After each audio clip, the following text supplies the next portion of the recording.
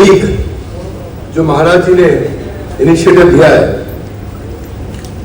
सनातन शब्द अपने आप में बहुत गहरा है। ये प्रीमियर लीग के लिए सौभाग्य की बात है कि इससे पहले शब्द सनातन जुड़ा है। सनातन क्या है? सनातन हिंदू धर्म के विषय में है। Are you with me? Yes, no? Yes. No. No?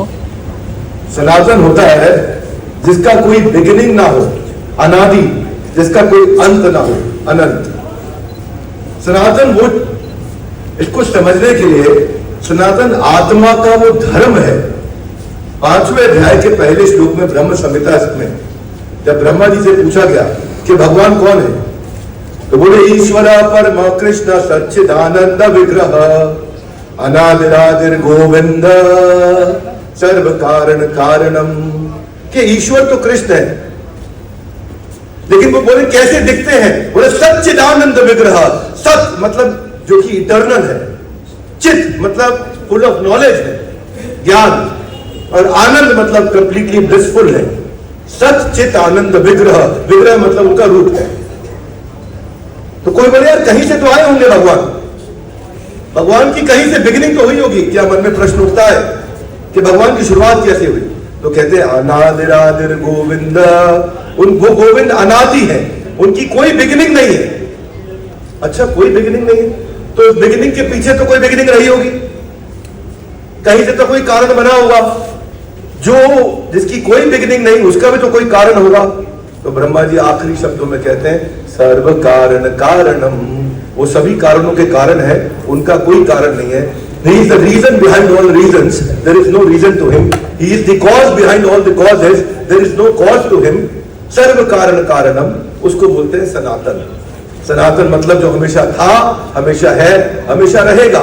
सनातन मतलब सारे के सारे धर्म सनातन धर्म ही है, बस उनको इस बात का ज्ञान नहीं है।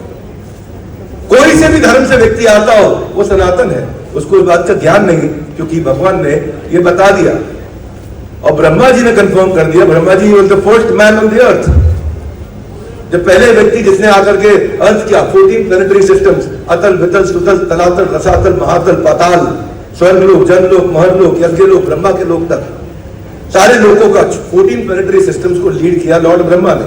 और जब ऐसा कोई ज्ञानी व्यक्ति बात कह रहा हो तो उसकी बात को दोहराने में वो अथॉरिटी बन जाती है।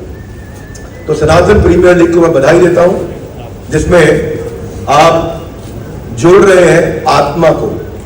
अभी तक हम जोड़ पा रहे थे शरीर को।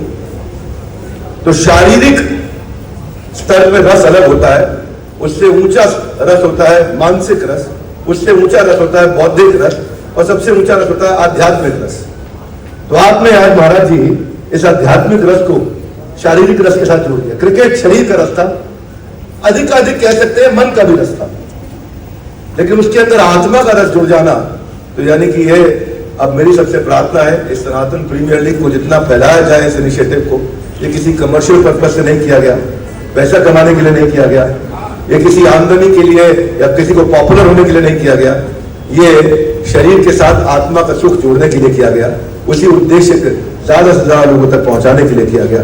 तो मैं कोटि कोटि प्रणाम करूंगा, आपके चरणों में दंडों प्रणाम करूंगा। महाराज जी आप वृंदावन से आए, ऐसा कहा जाता है कि वृंदावन में भगवान कृष्ण जो वृंदावन में चलते हैं, भक्त लोग उनके पीछे पीछे भागते हैं, क्योंकि जो उनके चरणों से धूल होती है, भगवान कहते हैं जब मेरे मुंह पे लगती है तो मैं भी शुद्ध होता हूँ।